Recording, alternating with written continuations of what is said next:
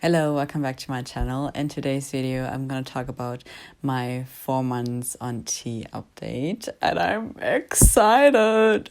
I took some notes here, and I can't wait to dive deep into what's been going on. How does it feel to be 4 months on tea? Also, a little disclaimer, as always, this is only my personal experience. I'm not a doctor or medical professional in any way, and I also hope that you're not going to compare yourself or your own journey to my journey. I just want to mention that every body reacts differently to tea, and it depends on your genes and everything.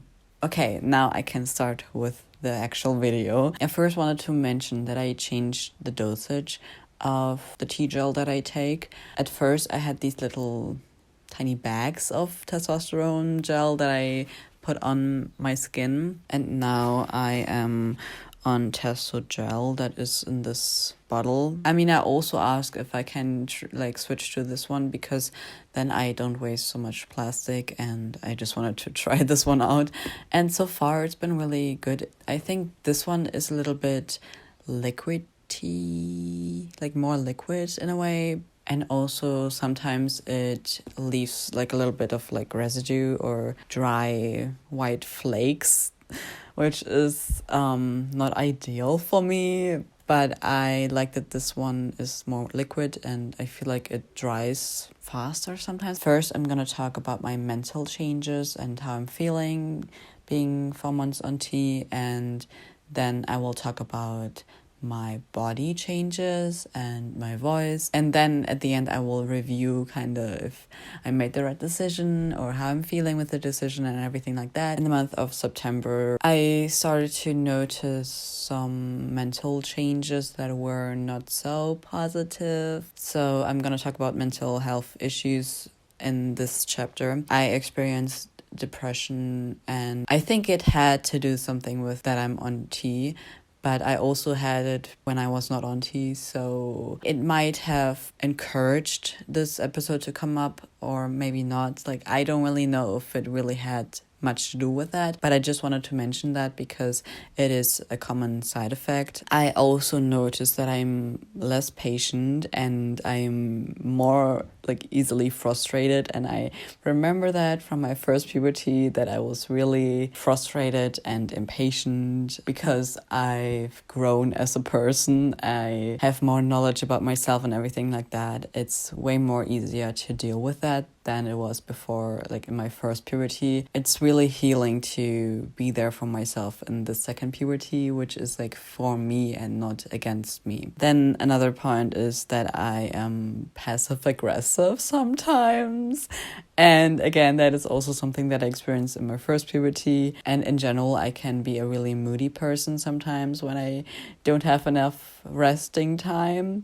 So I just noticed that I feel like it happens more easily. And another point that I wanted to mention is that I really struggle to cry, and I used to cry a lot, and I used to easily be able to cry. Now I am not. It is a little bit frustrating because I sometimes just want to have a cry and letting it all out, and then I can recharge from that and I can move on. But now I can't do that so easily, and yeah, I try to make myself sad on purpose, which it did not work. It did not work. Okay, now moving on to the body changes. And I'm first gonna talk about fat redistribution, and that's something that I struggle to really see within myself. I look at the mirror and I don't see that. I mean, I think that is because of dysphoria and things like that I don't notice that I've actually changed. And I mean, it's also pretty difficult if you see yourself every day. A friend of mine who saw me throughout everything, she said that she noticed that my shoulders look broader, and that I have more muscles in my arms, that I'm just more muscular, and also that I have muscles on my chest. I did not see, and I still don't really see it. I did not notice that, but I have noticed that I have more muscles here. And now that my friend told me that, I do think my shoulders look a little bit muscular in a way, even though I don't really do intense workout or anything like that to make it happen, it just happens kind of. Okay, now we're gonna talk about hair changes, and that is something that I was afraid of before I started testosterone, because I was not sure if I wanted to have facial hair. That was a little bit scary to me before I started, but now I love it, and I have a little bit of a mustache already, and I noticed like it's growing.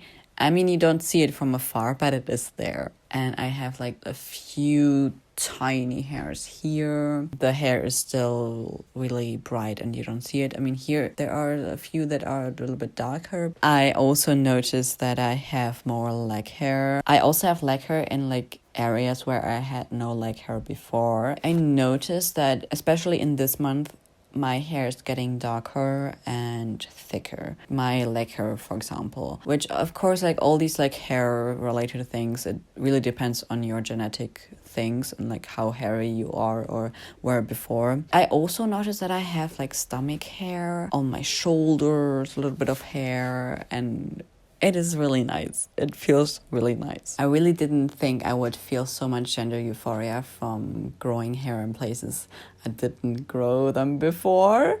And now I'm gonna talk about my face, because I think in the first like 3 months-ish, I don't know, I noticed that my face there was really like more puffy, or like, I don't know, more rounder. I don't have that initial puffiness anymore. I really don't know what the right word for that is, but yeah, I feel like my cheekbones are more there. But I also wanted to mention that I don't know if that has to do with the way my weight changed. I also noticed that I have more like open or like more visible pores and pimples, but I don't have like this puberty pimple outbreak that I had in my first puberty. I mean, I think partly it is because I don't consume dairy or animal products. Before I talk about my voice changes, I quickly wanted to mention bottom growth.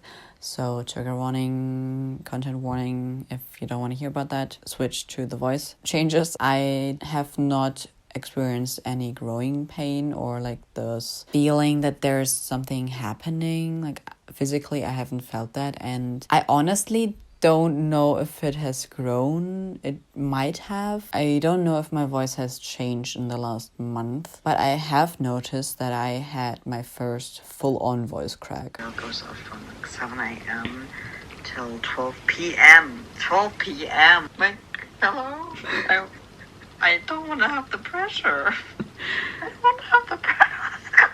Sounds like as if I was actively doing like high-pitched and low-pitched voices, but I was literally not. What is going on with my voice? I had my first full-on voice crack, and it felt amazing. I felt so much joy from this little voice crack. Before the voice crack happened, I could feel like an hour or two before, I could feel that my throat, like here, this part, it was as if I had a cold or something, and I sometimes still have that. Of course, like if you notice other symptoms or you feel sick, please get tested. Like it just feels like my throat is dry. I also noticed, because my voice is deeper now, that I don't know how to laugh anymore. Well, I do know how to laugh, but don't know, I have to adjust the laughing because my laughing is still pretty high and like it doesn't match up with the way I speak or the way I want to speak. I also noticed that I can't really scream anymore. Well, I can, but like my lung capacity or like my speaking capacity is not, so whenever I try to call the dogs, like I noticed that I physically was not able to scream as loud as I used to. I think it just like my voice that needs to develop more. This is my voice 1 day on T. And I'm 2 weeks on T. I'm 2 months on testosterone, 10 weeks on T, 4th of September, and I'm 3 months on testosterone, 4 months and 1 week on testosterone. I completely forgot to record my voice, but here it is. Now I'm gonna reflect on my decision on going on tea and how it's been so far. I have to say that before I started tea, I was, especially coming closer to it, I was really afraid. I don't know, I had these really irrational fears that I started exploring in my head, but I kept my options open to always stop when I notice, okay, I don't like that. And I'm really glad that I handled it that way. Yeah, to just allow myself to explore and to not force myself into anything, I don't know, or to not create this pressure. Because I'm autistic, I really struggle with changes and I really need to be in control. So starting testosterone was really difficult because of these aspects. So that's why I also chose to go on gel. I don't know, it just helped me mentally to start it. And I also had these really irrational fears, and I think a lot of it was also internalized transphobia. It is a slower process than you might think. It was a huge time of reflection and everything,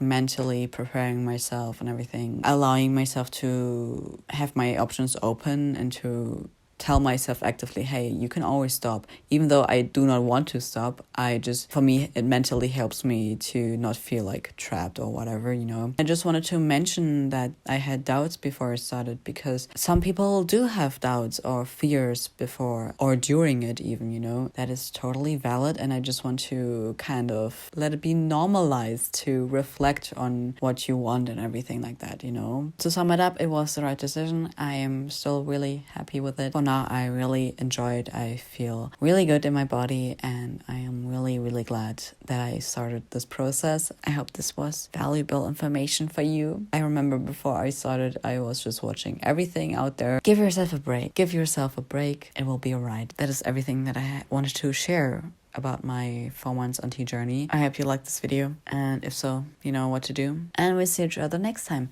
Bye bye.